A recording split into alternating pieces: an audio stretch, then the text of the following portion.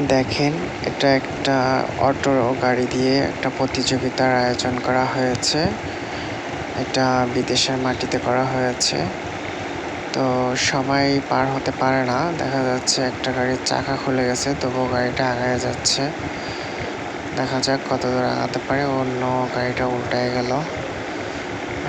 এবার দেখা যাচ্ছে আরেকটা গাড়ি, ছোট একটা গাড়ি, সে দেখা যাক কতদূর আগাতে পারে। এখানে পানি আছে, পিছলা জায়গা, পানি এবং কি বিট দেওয়া আছে।